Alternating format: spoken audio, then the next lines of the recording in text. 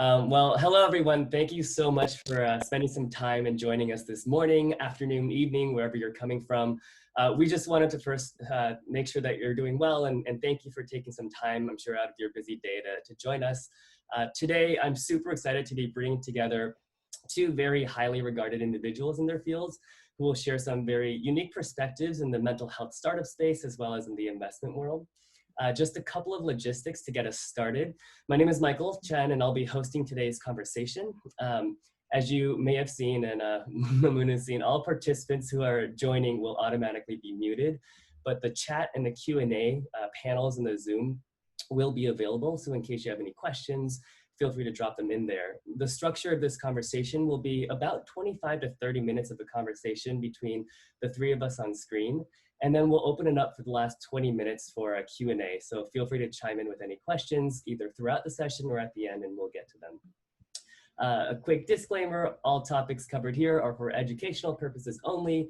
And of course, the session will be recorded and we'll distribute to everyone who's joined so far. So I am super excited to kick this off right now. Just a quick intro, and then I'll start passing it off to our panelists here. So first up, we have Alyson. Alyson is the founder and CEO of Mamoon Hamid, which is a mental health care platform that provides support to employees through providing an international network of certified coaches as well as licensed therapists. Prior to starting Mamoon Hamid, Alyson has held several leadership roles across the healthcare industry, including consulting at PricewaterhouseCoopers, as well as being the partner point solutions at Collective Health. And Alyson has been named to Forbes 30 Under 30 lists and as well as Fortune's 40 Under 40 list. So super impressive list of acclimates there. And then Mamoon himself is a really well-respected investor and currently a partner at Kleiner Perkins. He was formerly the co-founder at Social Capital and has been an early investor in some of the most well-known companies, including names like Box, Slack, Intercom, and Castlight Health. Mamoon is a part of a couple of lists himself, including New York Times top VCs list, as well as Forbes Midas lists. So super impressive individuals here. I'm jealous. I wish I were on some list, but the attention here is on the two of them. So, I would first love to pass it off to the two of you and just hear about how you met and started this partnership between Kleiner and Mamoon Hamid. Alyson, you go first. Yeah, for sure. So we actually met at a Jared Leto concert. Jared Leto invested in Mamoon Hamid. He's super passionate about the mental health space. And so he decided to make an investment and then actually invited me and Holly on our team to come to one of his concerts. And he's a pretty prominent investor himself in the tech space. And so I actually met Mamoon there and was just talking about the mental health space. And he was saying, this is a space we've been looking at for a while. And now I think that the time is actually super ripe for something like this. I'd be interested in hearing more. And so we kind of just kept the conversation going. And yeah, ended up working together for our Series A, where Kleiner led the Series A, and Mamoon was a partner on the deal. Yeah, I think you got that right. I mean, I don't go to a lot of concerts, but Jared Leto happens to be a good friend. And when a friend comes to town, you go to their concert, right?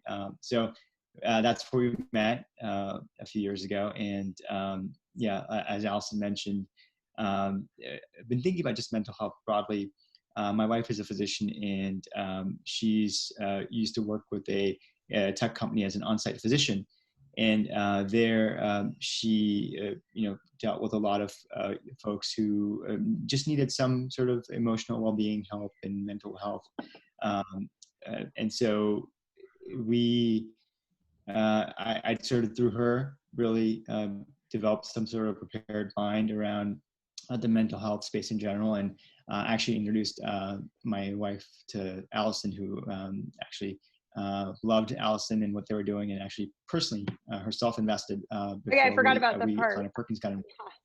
Yeah. So which was cool because I think that was her first investment actually as an angel investor. And so because she just was compelled by the value proposition to her patient set, and so that was the first foray into seeing how Mamoon Hamid was playing out. And then my partner Annie Case and I, we actually spent a lot of time with Alyson and the team at the Series A. It was actually a fairly small team still. It was, I think, about 8 people when we invested. Yeah.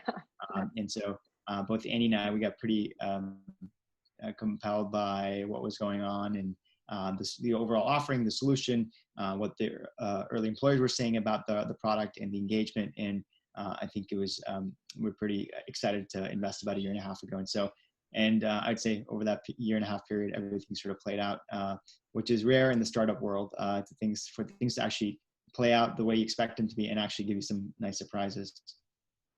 Yeah, absolutely. So, throughout this conversation, we'll talk a bunch about mental health care, the industry, as well as investment trends. But Alyson, I'm first curious about how you first got into the mental health care space and why you decided to start Modern Health, and then ended up, meeting Mamoon and his wife and pitching it to them. Yeah, for sure. So I guess first and foremost, I grew up with parents as doctors, so had been, exposed to the medical environment to some extent. I actually thought I wanted to be a doctor, so I went to Johns Hopkins undergrad. And as I got there, I quickly realized I wanted to find a way to make an impact at a more macro scale. Maybe I learned that the economics behind med school wasn't something that was super exciting to me. And so I went and worked at PwC doing healthcare consulting. I'd always wanted to start a company. So I booked a one-way ticket out to San Francisco out here. And I worked at a couple of different digital health companies along the way. One was Kias, which was acquired by WellTalk. And then I worked at Collective Health, where I had a front row seat to the problem we're solving now. And mental health had just been close to home to me for a number of reasons. I mean, growing up, my dad had cancer, and that was my first time seeing a therapist. My whole family saw a therapist, and it was super taboo. It was like seeing a shrink. You didn't tell anyone about it, but it was incredibly impactful.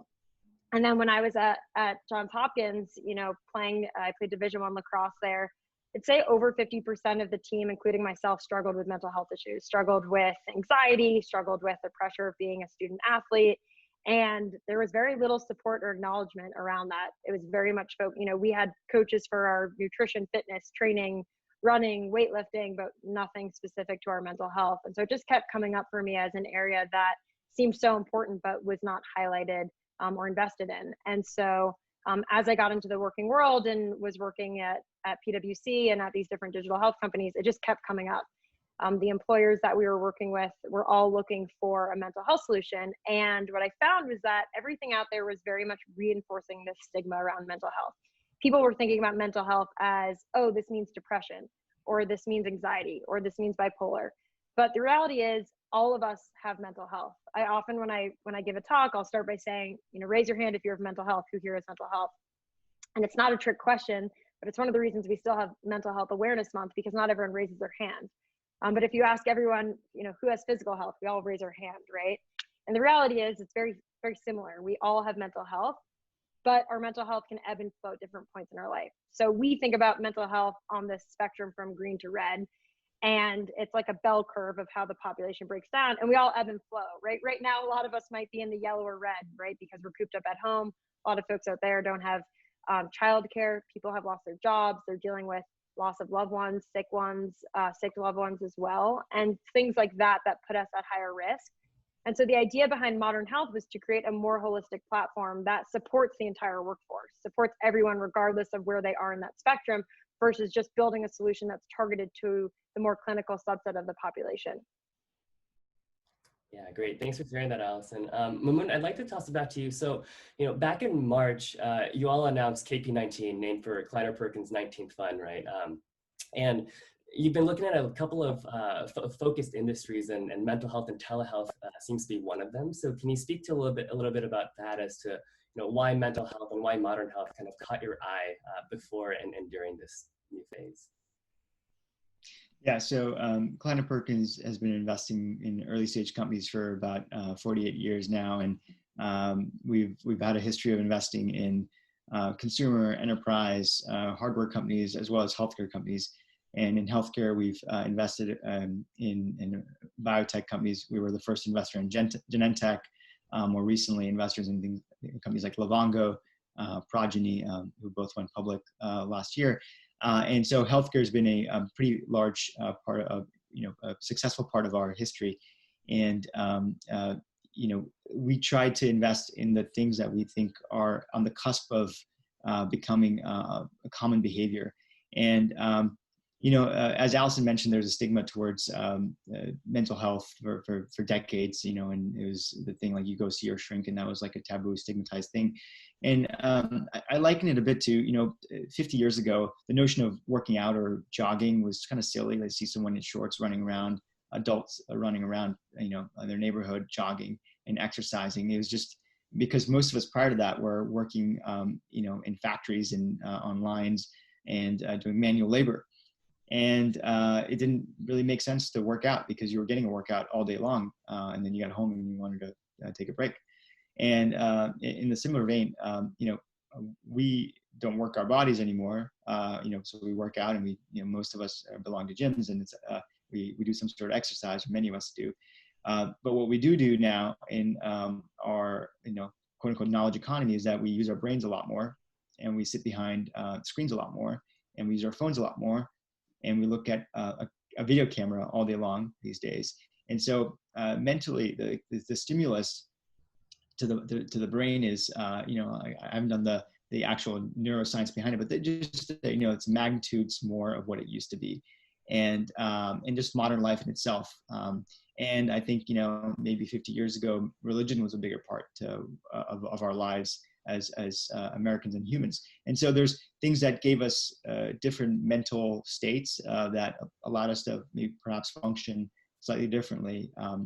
And I'd say, a combination of all those factors in our modern life makes it sort of like we need to exercise the brain, or at least like refocus the brain on and our mental state on just being, for its well-being and just general health. So I think for us, when we made the investment, it was, we have medical benefits, which are, general for the body, and we have dental actually what about for our minds? And so we fundamentally believe that mental health is a third leg of the stool to the benefits that any company provides to its employees. And so it was pretty clear that over the course of the next, from decade, it will become a must-have benefit that every employee is offered by their employer.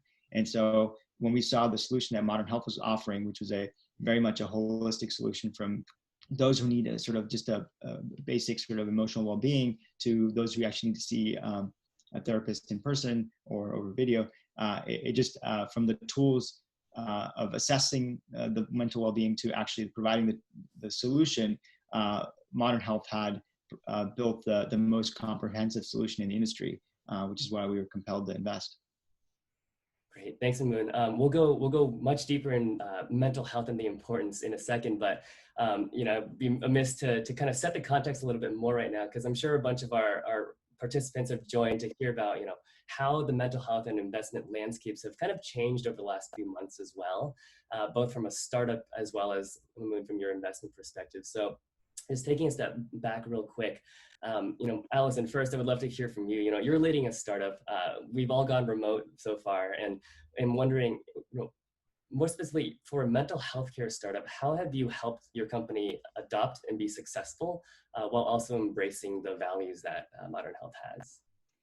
Yeah, for sure. Well, I think, to Mamoon's point, something that's pretty interesting is just the way in which civilization has progressed and technology has progressed, right? If you think about the way that we work now, I mean, not that long ago, we didn't have cell phones. We didn't have, we weren't tethered to technology like we are today. We didn't have laptops. Now we have working stations set up at home, literally next to where we sleep. So it's even that much harder, right? The whole issue of being constantly tethered to technology is now exacerbated by being home all the time. And if you think about the rate at which technology has progressed and civilization has progressed, and then you think about us as humans, we actually look pretty much the same as we did hundreds, let alone thousands of years ago. So we as humans on the biological level haven't necessarily kept up with the rate at which technology has advanced. So if you think about someone staring at their phone and going through the feelings of jealousy, sadness, happiness in a matter of 30 seconds by looking at whether it's Instagram, Facebook, or even your own email, that's very new for our brain. That creates a whole new type of fight or flight experience that we weren't set up to be able to have. And so part of what we're doing, and part of the reason that Modern Health exists, is to give folks the tools to be more resilient to the world that we live in today, which is we are all tethered to technology. We do feel the feelings of Zoom fatigue by being on a Zoom meeting all day, which we as social creatures who are meant to be outside and interacting weren't set up to do. And so part of this is about not only trying to figure out the solution, but just addressing that this is the new world that we live in. And, to Mamoon's point, human capital is still the number one asset, right? We're not all robots yet. So for better or for worse, the next billion-dollar idea is in someone's head.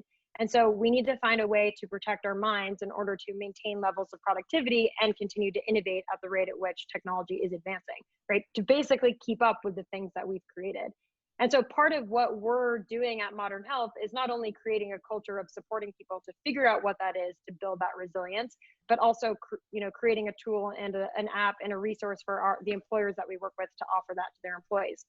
So it could be anything from engaging in things that help you with mindfulness and meditation, whether that's audio therapy, or it's working with a coach to acknowledge, what are some things that you can do to better help you sleep at night, or working with a therapist through, hey, now I'm home with my significant other and, we're going crazy on each other.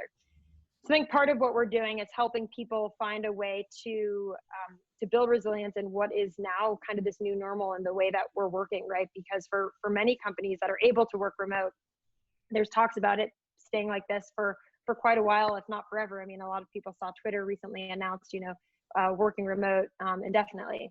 So I think, what we've done at Modern Health is just, the first thing is just acknowledging it. Like, hey, we know that this is hard. We know that staring at our computers all day, where we used to get up and have breaks and have meetings and, chat over lunch, we know that that's, we don't have the benefit of that right now. And so we're trying to figure out ways in which we can still maintain productivity while also staring at our computers all day.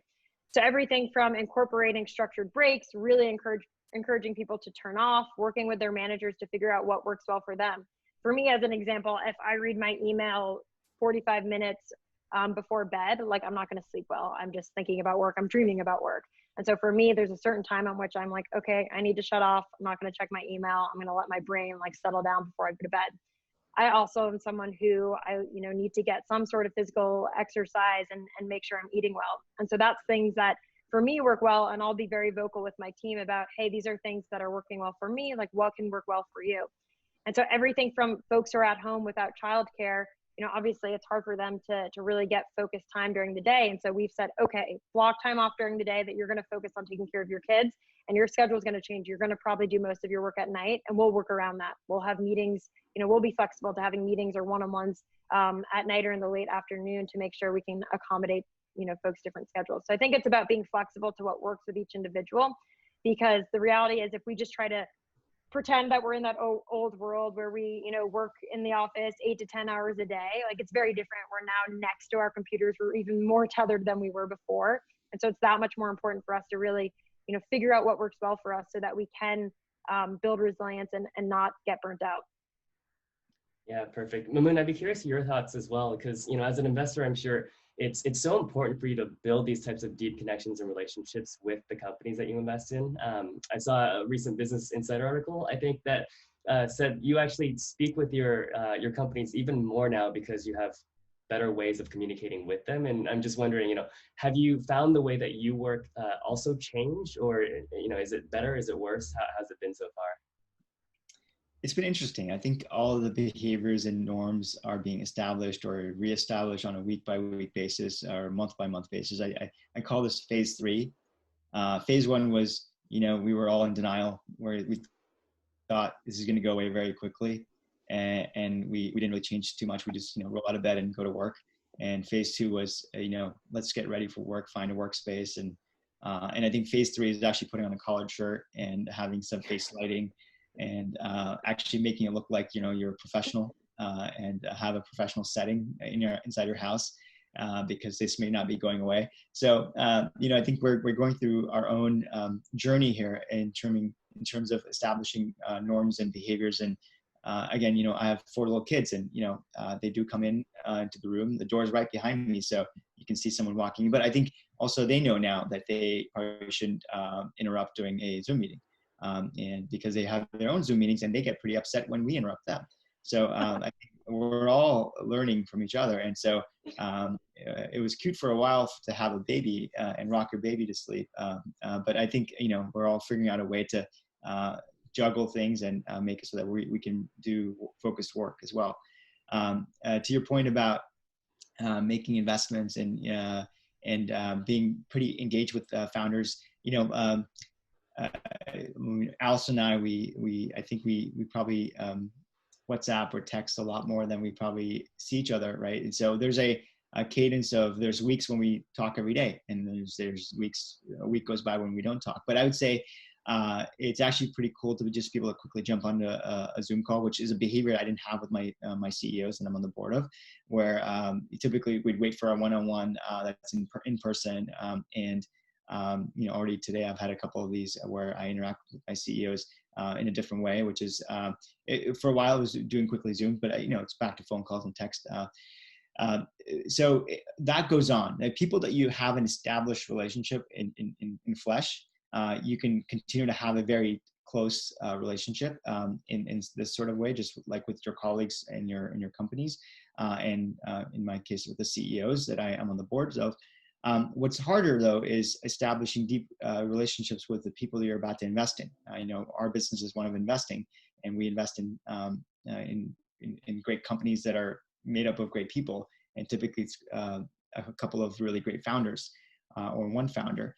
And how do you establish a connection about like the business and the journey they're about to embark on?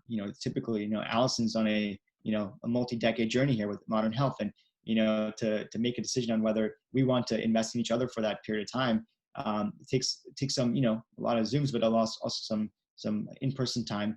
And so we're balancing, how do we do that now that we can't meet people in person? Some people have offered like, hey, can we go do a social distance walk? Haven't done one of those, but people have offered some, like, to get to know each other better at the sort of final consummation of an investment. Do you spend time with each other in real person?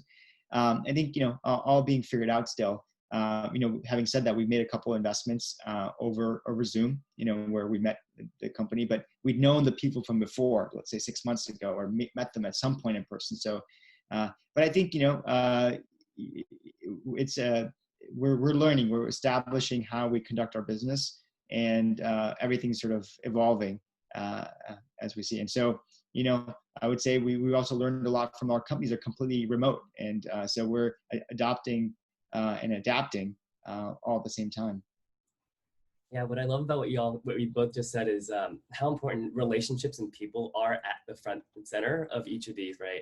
Even though we're growing businesses, we're trying to make sure that we're still being productive. It is about the people and being able to connect with them, but also welcoming the fact that we're humans. And when you have 4 kids and Alyson, you're at home, right? So how do we make sure that home life and work life can be balanced, and we can live both of those? Alyson, I know Modern Health has been hosting a couple of these community type conversations, and just hearing from folks around what their needs for the blend of life and work has been. What have you heard and seen in terms of the increase in need for mental health support as it relates to all areas of their lives, in addition to the workplace productivity, but also the home life? Yep. Yeah, for sure. Well, I can just at a high level, speak to the increase in engagement we're seeing in the Modern Health platform. So we've seen, I think it's about 56% increase in the number of weekly activities the average user is engaging in within our platform. And 65% of users are requesting support around things like stress and anxiety, work performance, healthy lifestyles. So things that obviously are coming up because they're now, all working from home. And a 36% increase in requests for coaching support since the lockdown has started. And then just generally from February to March, we saw a 50% increase in people just using the platform overall. So as you can imagine, there's obviously been a massive uptick in people wanting to engage. And I think part of what we're seeing is people are, to Mamoon's point, going through these phases of, okay, this is going to be the new normal. What can I do to set myself up for success?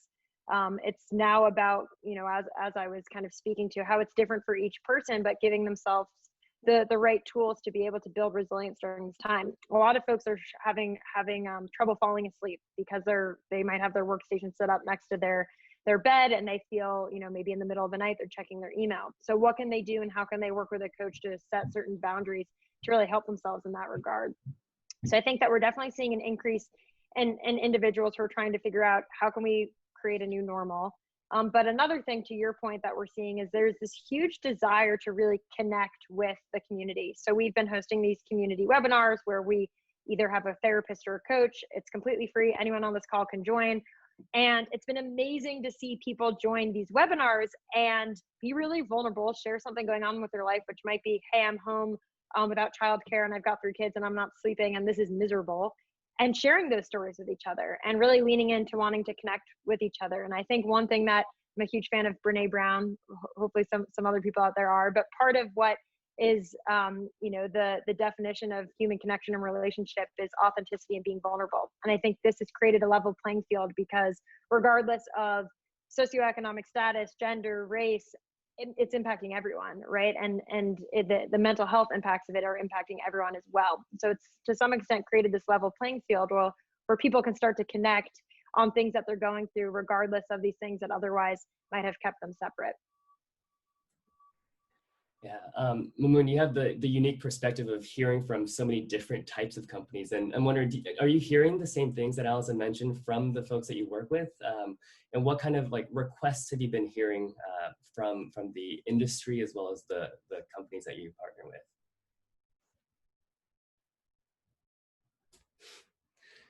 I think you need to unmute it. Yeah. Let me. We're still figuring out the Zoom technology. Yep, now we got it fixed. Yeah, so I think I muted myself. So, and then you have to unmute me. Sorry about that.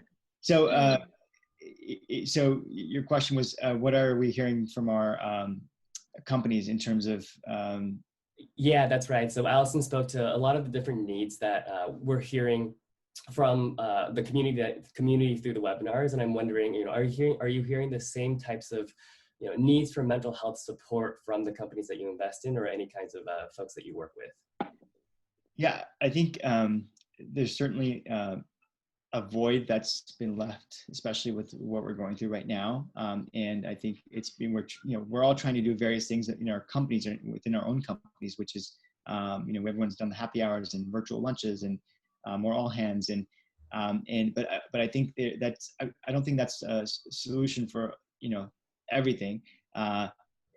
Even in the absence of this, we know that, for example, at our own firm, Kleiner Perkins, we have Modern Health deployed, and we get to see the aggregate statistics, and we've seen actually an uptick in the engagement over the last few months, and I think it's because already before that we had really good engagement, but even with this added on, you're seeing even more desire to fill that void, whether it's I think number one thing here is the uncertainty, especially right now, is like, and uncertainty leads to your mind going sort of astray in terms of like, how do my mind not think the worst thoughts about whether my health, my physical health, my family's health, my job, the fact that I will have a job or not.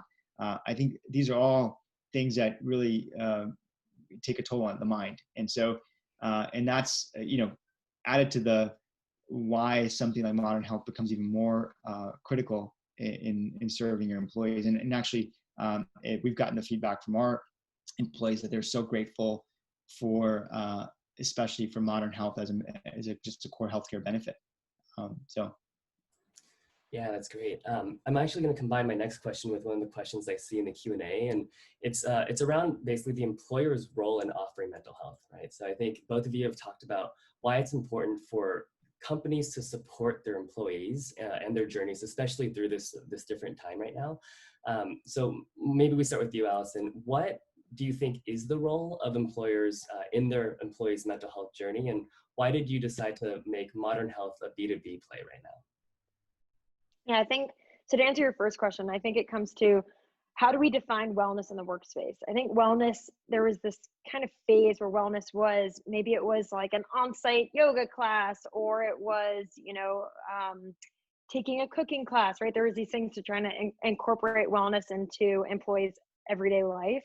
And I think what's really evolved and now been, accelerated over the past couple of months is really what wellness means is having an employee be able to integrate their personal life and work, because now the two are very integrated, right? And that often means building resilience to the things that are happening in our lives. And that can be in your personal life, anything from, loss of a loved one to relationship issues to, having kids and going through postpartum. And in work, it can be stress around work, tight deadlines, having to let people go, getting laid off, right? These things that are now our work bleeds into our life and our life bleeds into our work. And so what tools can we give to employees to give them the support that they need to operate, with their highest potential while these things happen?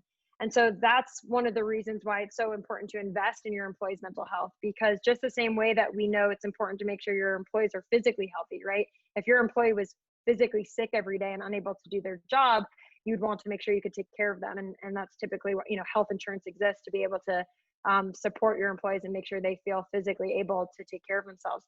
Well, just as important as our physical bodies are our mind. And for someone who's very much, has a core belief in the mind-body connection, which is if, there is a lot of research and studies on this, that if you're mentally not well, it impacts your physical health and vice versa.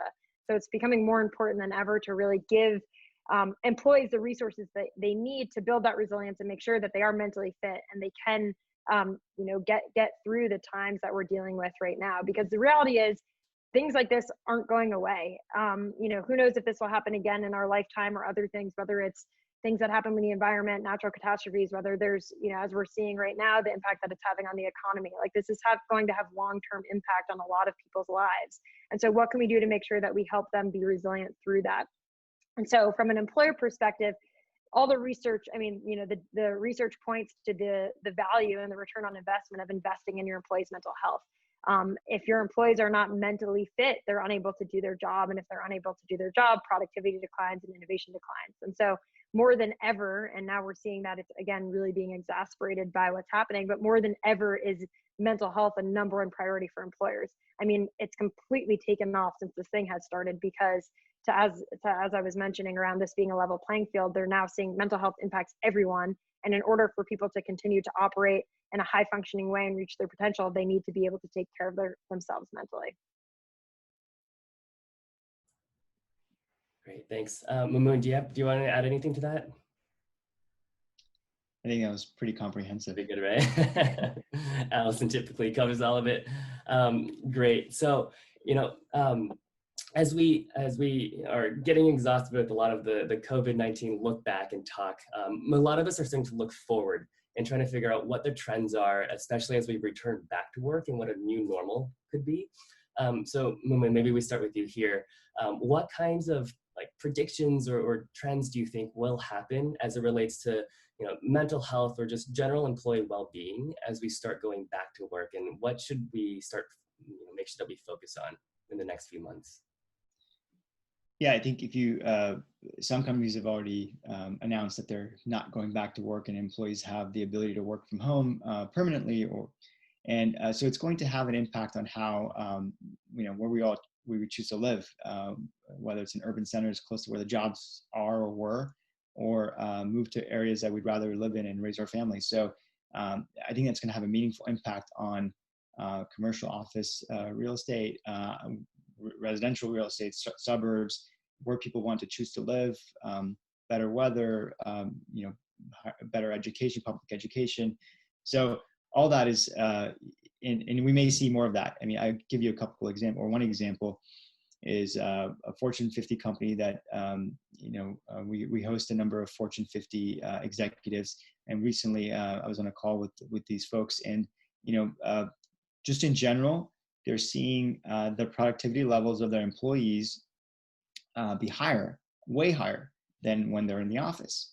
And one way for them to actually know that is in customer support roles, where you track a lot of numbers and metrics.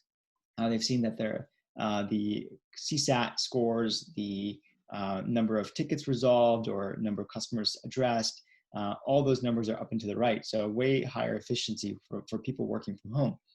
And this company in particular has decided they're going to go to, this is a Fortune 50 company, one of the largest companies in the country, in the world. And they've decided they're going down to 3 offices nationwide. And most people will be working from home permanently. And so that's going to have a significant impact as we go back. And so, let's just touch on when we do go back to work. I think our own firm is going through the exercise of redesigning our workspaces and our flows of where people from the outside come in and take meetings. with us to how we all sit in our offices. So we actually have, architects looking at redesigning our offices right now. Actually, we're going through a redesign process as we speak. So all that is going to happen. And we just had sort of touchless entry installed with these sort of auto openers so that people don't have to touch doors in entryways. So sort of everything is sort of going through a redesign and a lot of new, and it turns out one of our companies provides the sort of touchless key reader. So we get to dog food one of our own companies, which is great because our job is to sort of call the future or, invest in the future of through the use of technology, whether it's mental health or whether it's like touchless card readers or access control or, tools like Zoom that allow us to work from home. And so all of this is really happening as we speak. And I think the norms will be very different, whether from where we live and work to how our offices look. So I think way too much to go dig into right now, but let's just say that everything is being redefined. Great. Thanks, Mamoon. So we're just about time for Q&A. So I'll have one more question. And for those in the audience, if you have any questions, feel free to just ask them in the Q&A panel or the chat panel. And my last question is for both of you. We have the luxury of having a very diverse audience here. We have perhaps students, other investors, HR leaders, employees of companies. So I'm wondering from each of you, what kind of advice would you give to folks right now to make sure that they are able to support their own mental health, especially as this month is Mental Health Awareness Month? You want to go first, Mamoon? Alyson. Okay. So I think the first thing is just being vulnerable and being real about what's going on. I feel like one thing that, when this all first started, I feel like a lot of us were in denial of like, okay, this is going to be short term. We'll figure out how we work, at home. And, we have a lot of folks on Modern Health exec team that have kids who are kind of like, this is short term, we'll figure it out. And now it's sinking in that like, could be like this for a while. How can we make sure that we can get through this in a way where we all feel supported? So I think one is just about being vulnerable about it, creating space for whether it's, someone on your team, a direct report, your manager, where you can share how you're feeling and start to figure out what works well for you and not feel like you have to pretend that this doesn't feel great. I feel like for me, I have my health, I have a job, I have a roof over my head. So I didn't want to complain. I'm like, there's people out there who have lost their jobs, who are dealing with sick ones, have lost loved ones. Like the last thing I want to do is complain that I have to be on Zoom all day. And I kind of actually sat down and almost wrote this, Michael saw it, manifesto to my team where I was like, holy shit, this is hard. Like I reached a breaking point. I was 3 p.m. on a Thursday. I was like, I need to shut my computer and get outside and go for a run and clear my head. Cause I was literally staring at my computer, trying to work through, I was putting a deck together and I think I was staring at the same slide for like an hour. I was like, what is happening? Like this has never happened to me before. I'm someone who jumps out of bed like with a jolt of energy and feels like I can, work all day. And I shared that with my team of like, I felt so bad. I didn't want to complain because I feel so fortunate. And a lot of folks reached out to me and they were like, thank you so much for sharing that. I feel the same. Like I'm trying to figure out what to do. This is hard. And so I think it's just acknowledging and creating space for people to be vulnerable and to be authentic and to be themselves. Because once you do that, then you can start to figure out what works well for you and start to, whether it's putting boundaries, whether it's being honest that if you're home with kids and you don't have childcare support, you're not going to get work done during certain hours. So just don't try because it's going to stress you out. Let us step in and support you during that time so that you can shut off and maybe look at this as a silver lining to spend that time with your kids. We might not get this time again in our lives where we are home all the time and with our families. And so trying to find a way that really works for everyone. And then in addition to that, I think it comes from being, showing an example as a leader. So we, this Friday, actually, we're giving the whole company off for Mental Health Day for a long weekend going into Memorial Day weekend. And we're really encouraging people to just completely turn off technology for a day and find a way to reset and reboot and find the things that we found joy in our life outside of working prior to this whole thing happening. I think because a lot of the things that many of us found joy in, which was interacting with others, maybe trying a new restaurant, maybe seeing a movie, we don't get to do anymore. And so maybe spend a day really figuring out what it is that if you weren't working right now would bring you joy, whether it's spending time with your family or getting outside or going on a hike. And so I'm, excited to be able to really encourage people to take this Friday off and going into a long weekend and really have people turn off from technology and prioritize their mental health. That's great. Maybe I'll add to that. Maybe a little story. I met my wife when she was a med student, and dating a med student is pretty hard because they don't have much time for you, and there's no such thing as a vacation or anything, and I'd get pretty frustrated and upset, like, hey, I work hard, I want to be able to take a vacation or do this and that, and then you realize, and I think my wife, wise as she is, I said, embrace the journey, just like embrace these moments. And we were doing it was long distance as well. So I think once you sort of just let that sink in, embracing the journey, you start to make different decisions around how you treat the moment, the day, the encounters with your family members, with your kids. So I think really embracing this time we've all found new hobbies about cooking, baking, different things. And some of these behaviors may stick and others may not. But I think we've all, found ways to actually fulfill ourselves and make ourselves pretty happy, even with this journey that we're all on together. And so I would say once you've embraced the journey, and I'd say I can speak personally, is that I would say mental state happiness might even be higher than it was, 6 months ago when things were, a different world. So that's one thing, embrace the journey. And the other is focusing on the things you can control. There's a lot of things out of our control in our life in general. But if we focus on the things that we can control, in this case, for example, wearing a mask when you go out to the grocery store, or knowing that if I do that, I will not get this terrible disease.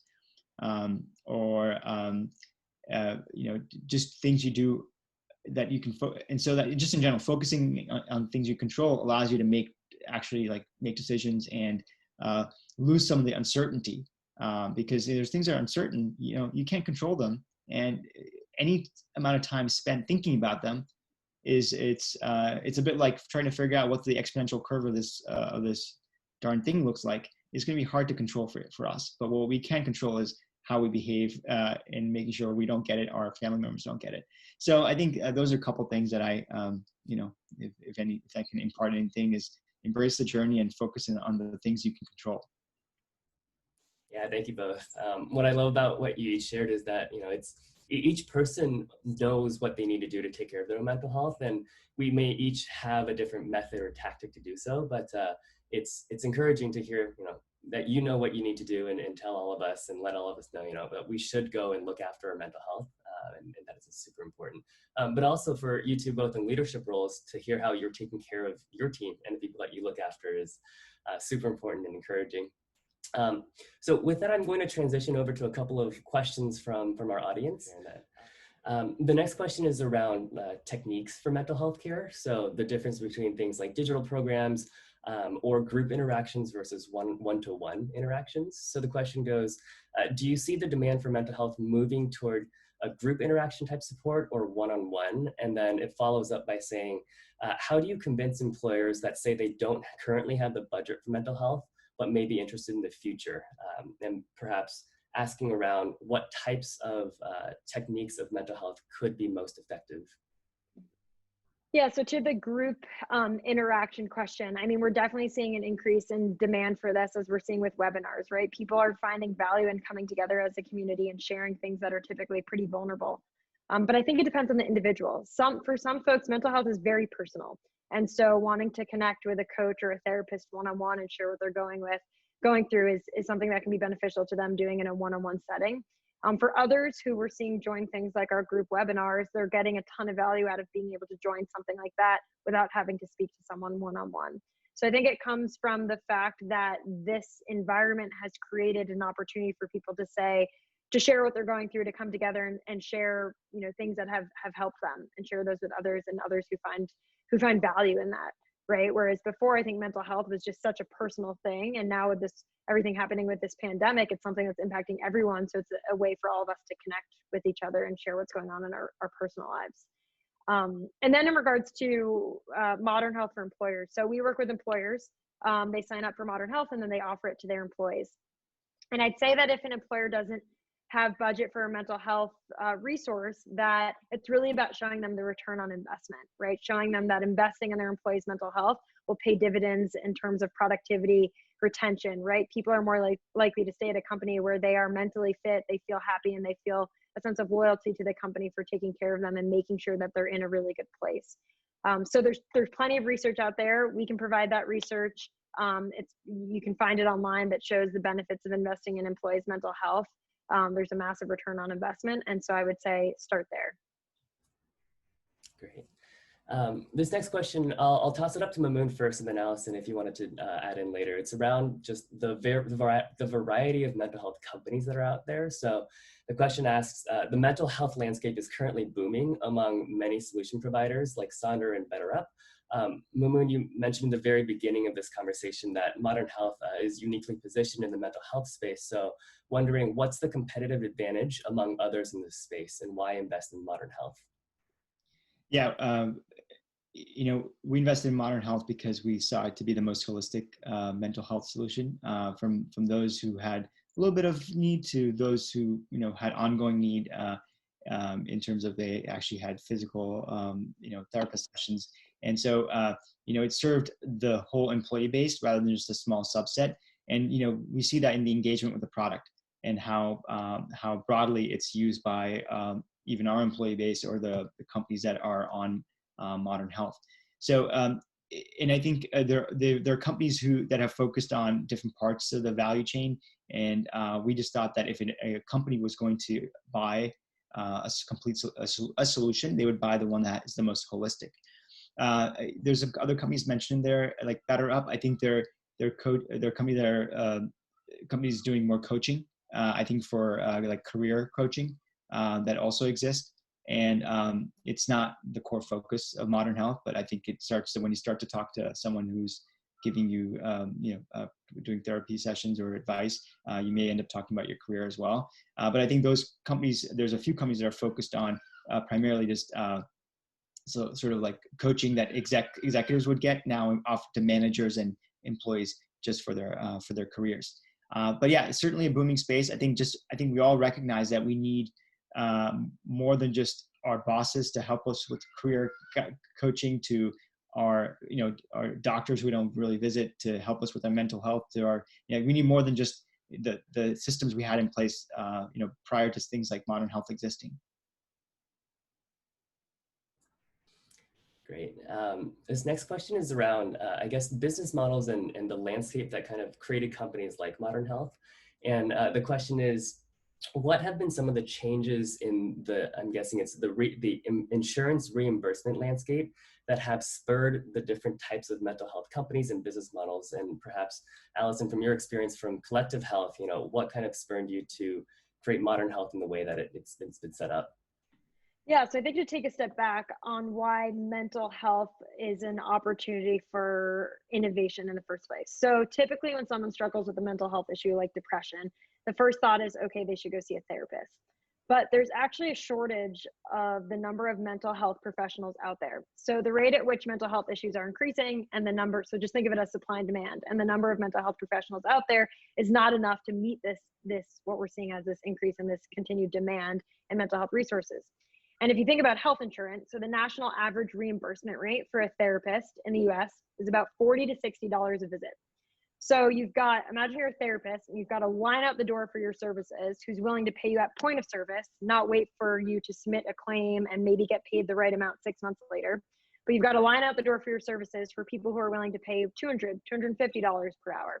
So what happens is those who end up seeing a therapist is really just based on who can afford it versus clinical need.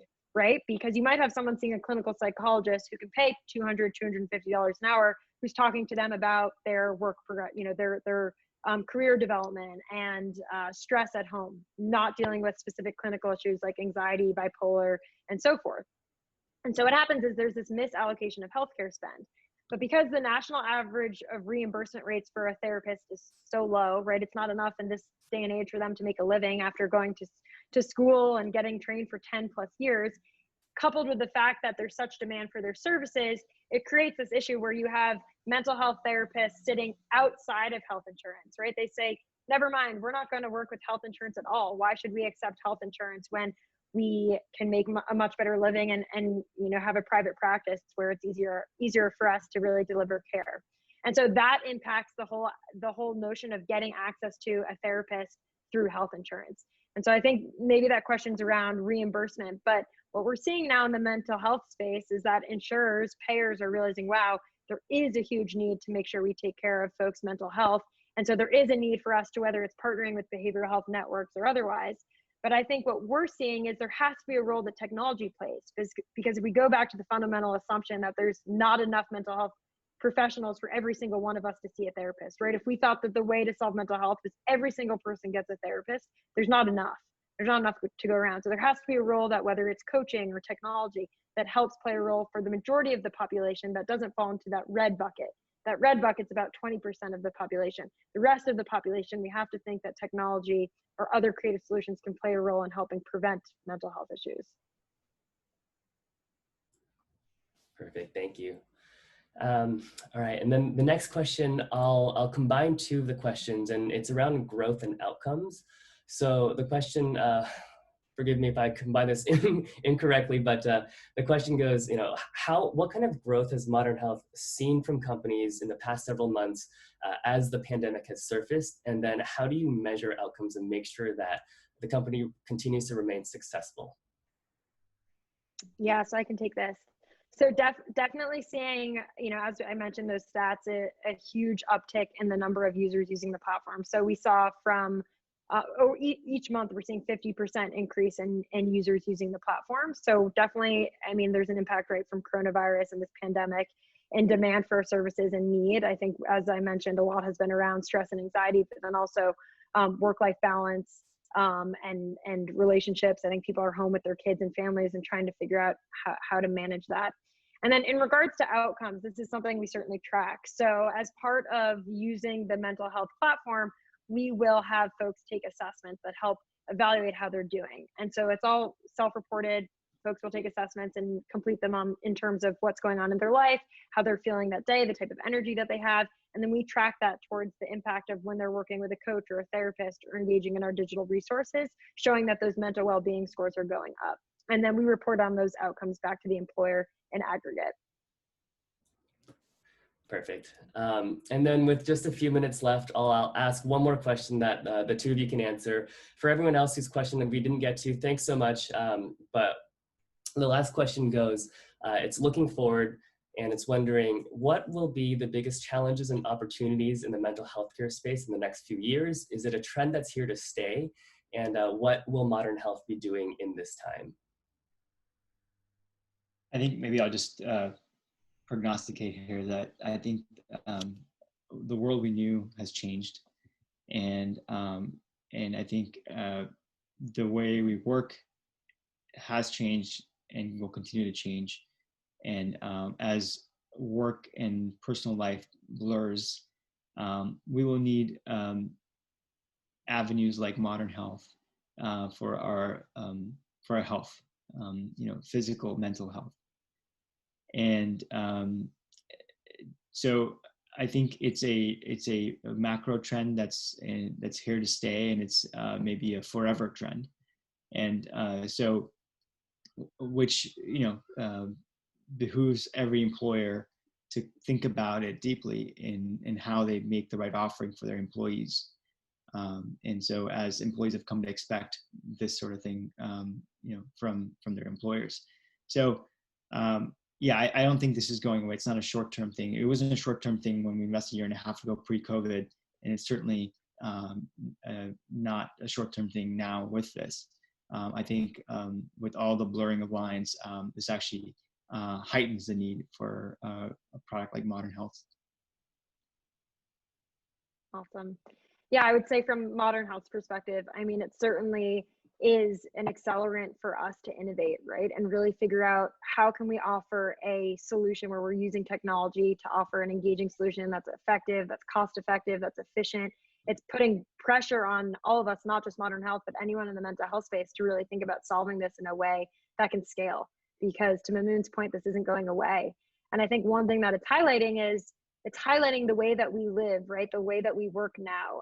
It's, you know, people used to live with their families. If you think about the blue zones where people in the world live the longest, they're not staring at a screen all day. They're actually living with their families, their kids, their grandparents, and they have a community. And that's actually an indicator of how long someone will live. But now with globalization and the way that we work, we're all over the world. We're alone. Most of us actually aren't even with our families. So for those if we have loved ones who are sick, we're not even able to be with them. And so there has to be a role that technology can play that helps us, right? That helps us live in this time where we get the benefits of technology and all the advancements, and where many of us are able to thrive and have work, right? But how can we also create the tools that we need to be able to thrive in this environment that's not going away? Because we can't just assume that as humans, okay, we quickly adapt overnight and we're good to go, and now we can live in this world where the way that we operate is very different than it was a decade, let alone several decades ago. And so I think that, you know, from Modern Health's perspective, it's motivating for us, right? It's okay, how can we continue to innovate and iterate to make sure that we're building a solution for everyone, not just a mental health depression, but changes the way that we live and work. Great. And with that, we are at noon. So thank you both so much for your time. I'm sure everyone on the call has learned a tremendous amount from the both of you. If you didn't get your question answered, feel free to email them to us at info@modernhealth.com, and we'll try our best to get back to you. And for everyone who's still on the line, thanks so much for taking the time to listen to our panelists, and we hope you have a wonderful rest of your day. Thank you. Thank you. Thanks, everyone. Bye.